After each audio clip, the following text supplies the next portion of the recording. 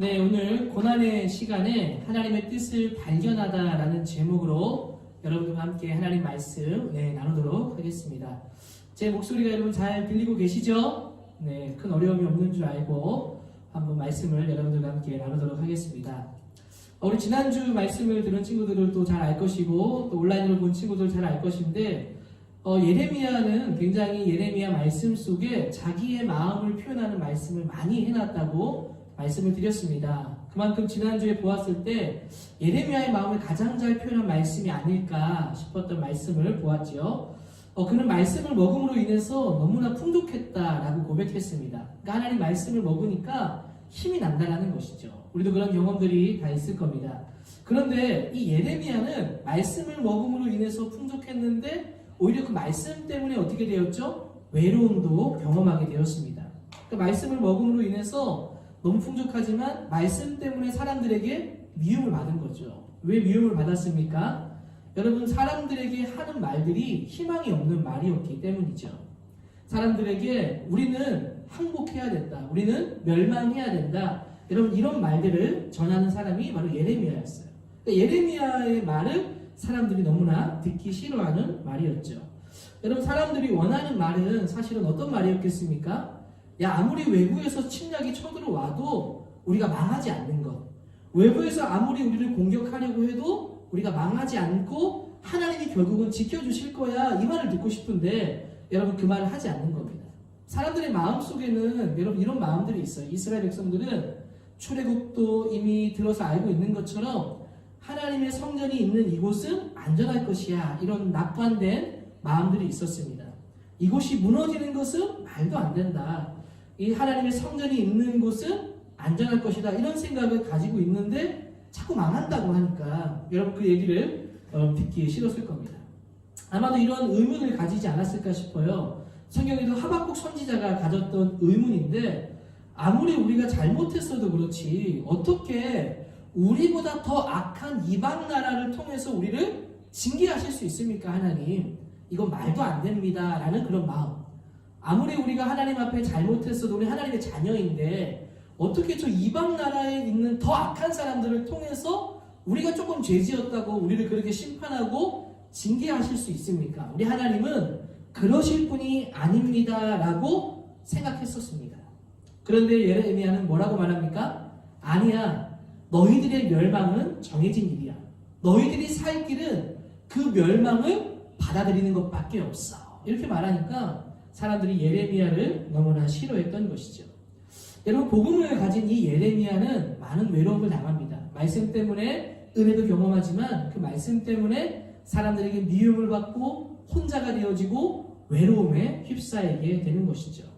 저는 이것을 보면서 하나님 말씀을 가지고 살아가는 사람들은 어쩌면 외로운 사람들일 수도 있겠다, 이런 생각을 합니다. 그러나 하나님이 함께 하심을 통해서 힘을 부어주는 사람, 그래서 그 사명을 완수하는 사람이 바로 복음을 가진 사람이 아닐까 싶습니다. 어쨌든 여러분, 예레미야의 이런 마음 가운데 있을 때 오늘 읽은 여러분 16장 14절부터 21절 이 말씀은 굉장히 여러분 예레미야에게 위로가 되는 말씀이에요. 왜 위로가 되는 말씀이냐면 아주 단비와 같은 말씀을 이야기해주고 있기 때문입니다. 왜? 너희들이 이 고난을 받아야 되는 이유가 무엇인지를 오늘 말씀해주고 있기 때문입니다. 여러분 14절, 15절 말씀을 한번 보십시오.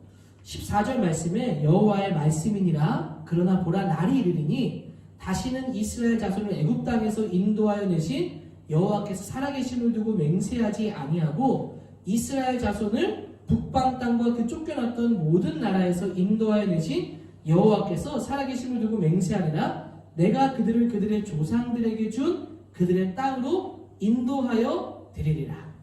바로 이런 말씀입니다. 어떤 말씀인가 하면 여러분 14절에 보라, 날이 이르리니 라고 말하고 있잖아요. 이 날이 이른다라는 것은 바로 어떤 날인가 하면 북방의 땅, 바로 바벨론에 의해서 이스라엘이 멸망을 당하죠. 그 멸망을 당해서 이스라엘 백성들이 바벨론의 포로로 잡혀가게 됩니다. 잡혀가게 됐을 때 뭐라고 약속하고 있는가 하면 그날이 오는데, 그날은 너희들이 다시 잡혀갔던 땅에서 빠져나와서 너희들이 약속을 받았던 그 이스라엘 땅으로 다시 돌아오게 될 거다. 뭘 얘기하고 있는 겁니까? 너희들이 다시 회복하게 될 것을 얘기하고 있는 겁니다. 이전에는 멸망당할 거야, 그게 끝이야 라고 말했다면 하나님께서 지금 예레미야에게 이렇게 말씀을 주고 있는 거예요. 너희들 멸망당하지만 다시 너희 고국의 땅으로 돌아오게 될 거야. 돌아와서 다시금 너희들이 하나님의 은혜의 예배해가 오게 될 것이다. 이 얘기를 하고 있는 겁니다. 여러분, 그날은 어떤 날인가 하면 바로 14절에 나오는 보라, 그날은 회복의 날입니다. 여러분, 바로 이거죠. 지금까지 일어난 재앙이 끝이 아니었다는 겁니다. 재앙이 임하고 난 뒤에 다시 돌아오게 될 것을 말해주고 있다는 거죠. 바로 그날은 제2의 출애굽이 될 겁니다. 출 바벨론을 이루게 될 것입니다.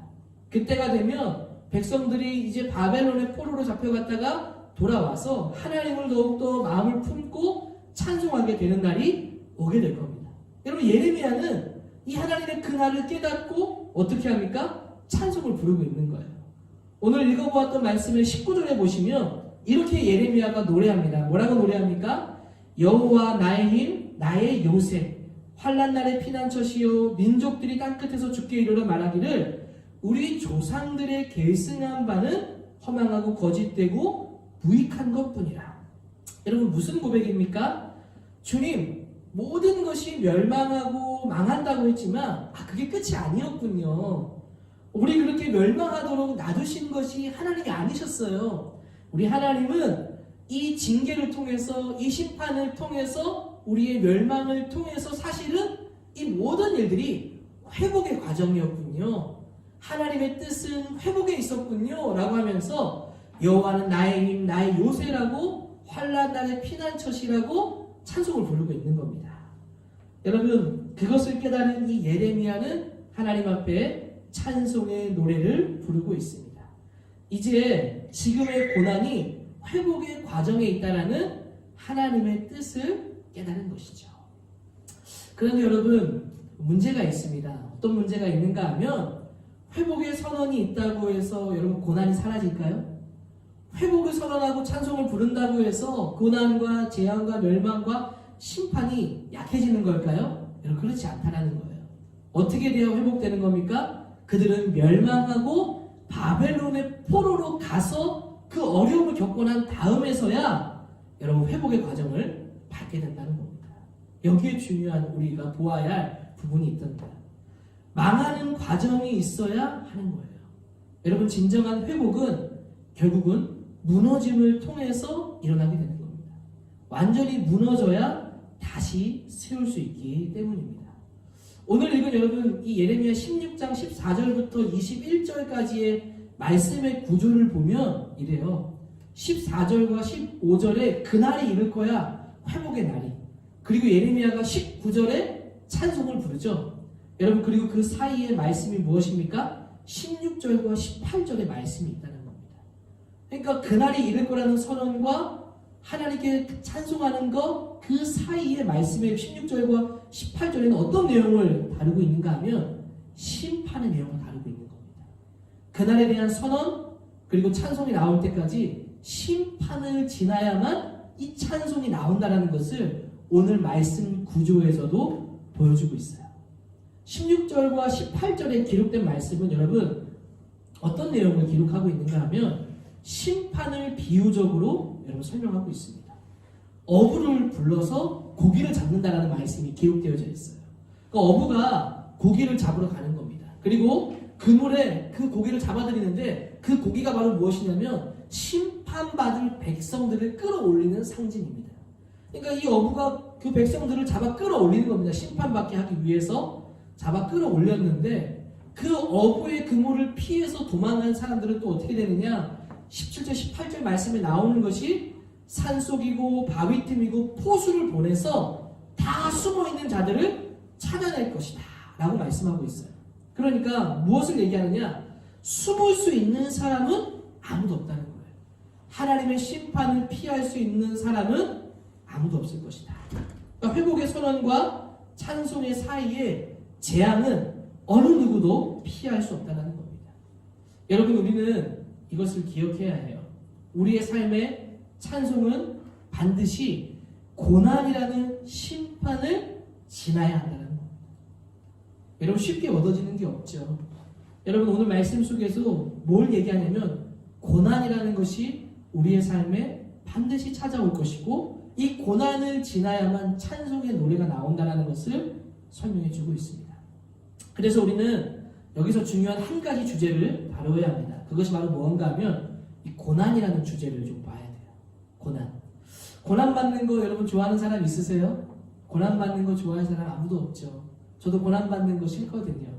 저도 좀 더 좀 편안하고 안락하고 좀 평안한 삶을 원하지 고통스럽고 고난받고 힘들고 막 이런 삶을 살아가는 걸 원치 않습니다.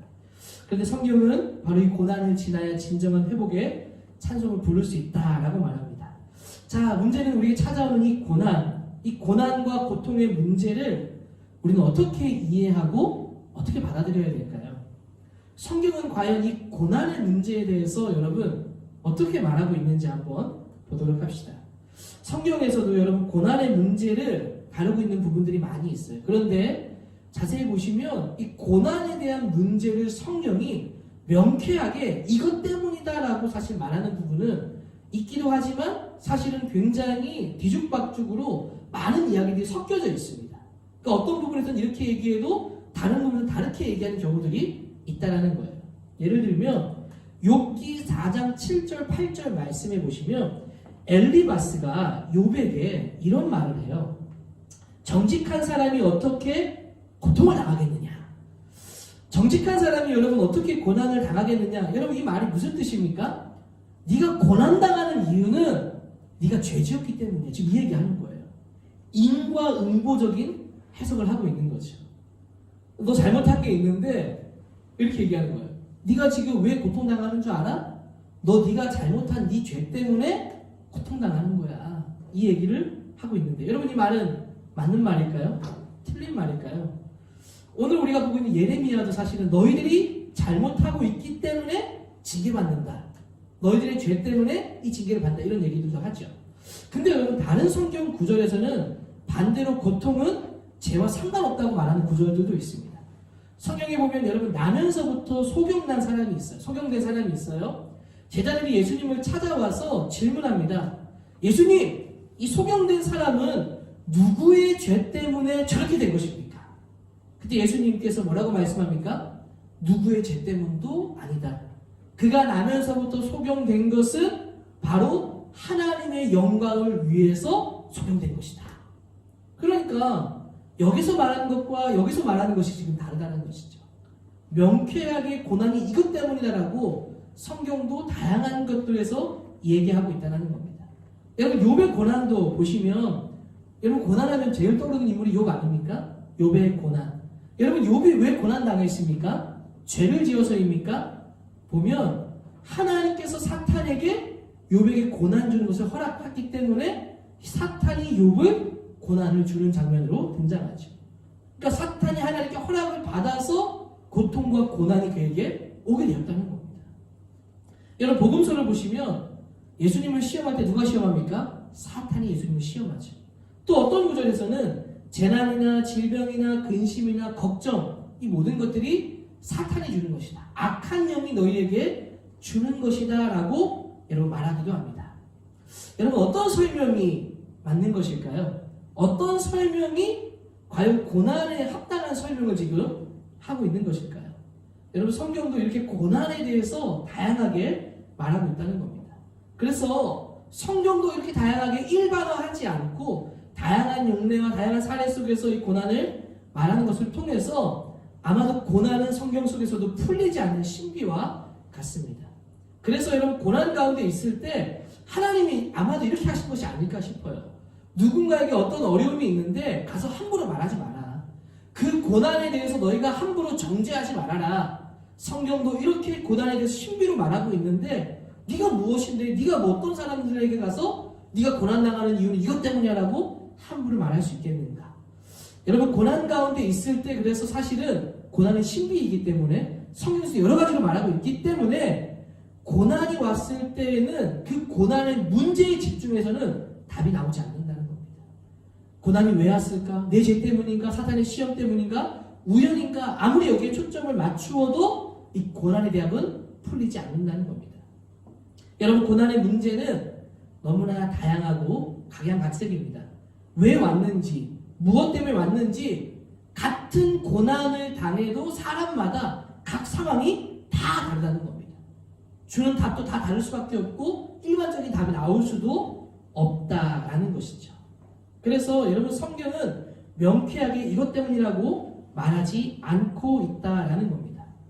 여러분, 그럼 명확하게 답을 주지 않는 이 하나님에 대해서 예레미야의 고백처럼 하나님은 믿을 수 없는 분이 계신 것입니까?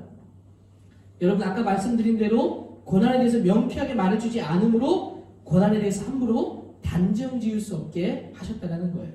즉, 고난을 보고 누구 때문이라고 말하지 말라는 겁니다. 고난이 왔는데 나 때문이라고, 누구 때문이라고 자책하지 말라는 거예요.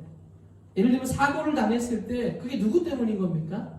누구 때문에 일어난 것이 아니라 그냥 사고라는 겁니다. 우리는 고난을 통해서 그 문제의 책임이 무엇인가, 사실 그것을 보는 것이 아닙니다. 여러분이 고난은 결국에는 그 문제를 보는 것이 아니라 그 문제 속에서 이 일들을 통해서 깨닫기를 원하시는 바로 하나님의 뜻이 무엇인지를 보아야 한다는 거예요. 여러분들이 고난에 처해 있다면 이 문제가 나에게 왜 왔을까가 아니라 이걸 통해서 하나님은 내가 무엇을 알기를 원하시는지 하나님의 뜻에 있다는 겁니다. 여러분, C.S. 루이스라는 변증학자, 아주 유명한 학자인데 고통의 문제라는 책에서 여러분 이렇게 말했습니다. 넘겨주세요.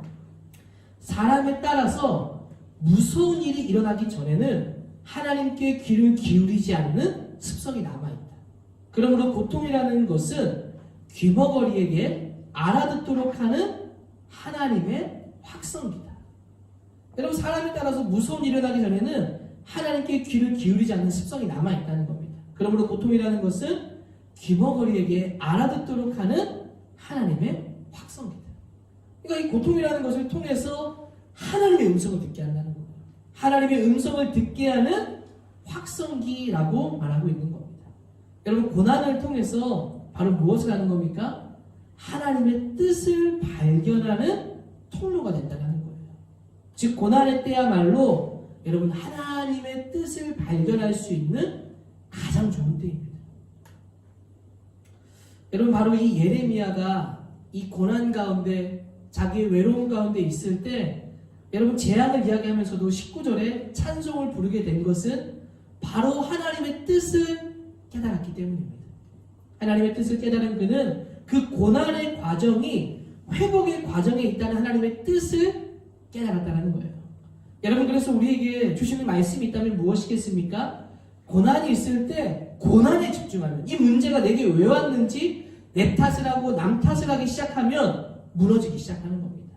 나한테 왜 이 어려움이 올까? 신세 한탄을 하고 거기에 매여 있으면 안 됩니다. 우리는 거기에서 벗어나야 되는 거예요. 지난 날을 후회하고 있으면 이 고난을 넘어설 수가 없는 겁니다. 우리는 고난 중에 그 문제를 볼 것이 아니라 하나님의 뜻이 무엇인지를 물어야 합니다. 그 고난을 통해서 하나님께서 정말 내가 깨닫기를 원하는 것이 무엇인가? 그 하나님의 뜻을 깨달을 때 예레미야와 같은 찬송이 우리의 삶에 나타나기 시작하는 겁니다. 여러분, 그래서 고난이 있을 때 우리가 무엇을 바라봐야 되냐면 하나님을 바라보는 거예요. 그 고난의 문제가 나에게 왜 왔는지를 보는 것이 아니라 우리 하나님께서 이걸 통해서 나를 어떻게, 하나님의 뜻이 무엇인지를 듣는 음성의 시간으로, 하나님의 뜻을 깨닫는 시간으로 삼아야 한다는 겁니다. 특별히 여러분, 이번 주간은 우리 수험생들에게 아주 중요한 주간이죠. 드디어 이제 시험이 얼마 남지 않았습니다. 마음 같아서는 여러분 어때요? 이것이 피할 수만 있다면, 이것이 나에게 지나갈 수만 있다면 지나갔으면 좋겠다라는 마음을 가지는지 모르겠습니다. 왜 우리는 이 어려운 고3 시절을 보내야 하는 걸까? 왜 나에게 이 고3의 시절이 주어지는 걸까? 왜 대한민국에, 그리고 이 고3이 이렇게 어려운 시절을 나는 이곳에서 보내야 하는 걸까? 왜 한 번의 시험에 이 모든 것이 결정되는 것일까? 그러면서 야, 누가 이 시험 만든 거야? 으아! 제가 대학원 다닐 때 그런 고민을 했던 적이 있어요. 언어를 공부하는데 헬라어와 히브리어를 하는데 너무 어려운 거예요. 그때 막 벽을 치면서 누가 이거 만든 거야 막 이랬는데 갑자기 한 친구가 저를 너무 어리숙하게 본 거지. 그거 바벨탑 사건으로 된 거 아니에요? 누가 이러길래 너 나를 무시해 막 이러면서 죄송합니다. 여러분 왜 수능 시험이 주어졌고 왜 나에게 이 시간이 주어졌냐고 한탄만에 하고 있다면 벗어나야 된다는 거예요.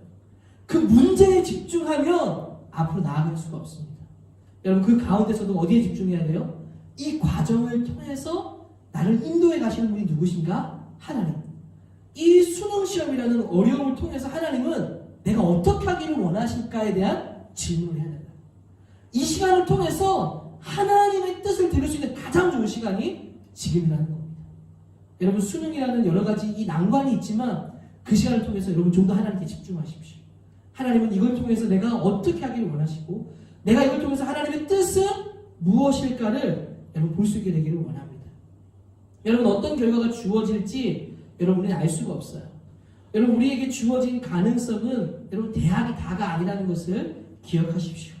어느 대학을 갈 것인가 그것이 아니라 내가 하나님을 위해 무엇을 할 것인가, 내가 주를 위해 어떤 전공을 선택하고 어떤 삶을 살아야 할 것인가, 혹여 원하는 결과가 주어지지 않는다면 그럼에도 불구하고 나는 주를 위해 어떻게 살 것인가, 하나님의 뜻은 어디에 있는가를 분별하는 여러분 되기를 소망합니다. 여러분들의 고민이 이 수능 시험, 이 문제, 이 한 권의 시험 왜 나에게 이 문제에 집중하는 것이 아니라 하나님의 뜻에 집중하기 시작할 때 하나님께서 여러분들의 인도하심을 보게 되는 줄로 믿습니다. 그때 여러분들이 다시금 독수리 날개처럼 오르듯이 올라가는 것입니다. 이 고난이라는 시간을 통해서 이 수능이라는 것을 통해서 하나님의 뜻을 발견한 여러분 되기를 주의 이름으로 축복합니다. 그리고 우리 모든 고등부 친구들도 오늘 말씀을 기억하게 되기를 바랍니다. 하나님께 찬송을 부르는 것은 고난의 시간을 지날 때 나오게 되는 겁니다. 근데 그 고난도 그냥 보내서는 안 된다는 거예요. 하나님께서 어떻게 하기를 원하시는지, 하나님의 뜻이 무엇인지 거기에 담겨진 뜻을 발견하게 될 때 찬송이 나온다는 것을 여러분 기억하십시오. 그리고 그 찬송은 반드시 고난이라는 시간을 통해서만 나온다는 것을 기억하시고, 나에게 여러 가지 어려움, 친구들과의 관계 문제, 시험에 대한 문제, 가족에 관한 문제, 여러 가지 내 미래에 대한 모든 문제들, 열등 의식들, 이 모든 것들을 하나님 이걸 통해서 내게 무엇을 말해주기를 원하시는가, 그 뜻에 집중함을 통해서 여러분 그 과정을 통과하고 하나님 앞에 예레미야와 같이 찬송이 나오는 삶이 되기를 주의 이름으로 축복합니다. 아멘. 우리 같이 한번 말씀을 기억하면서 기도하는 시간 가지면 좋겠습니다.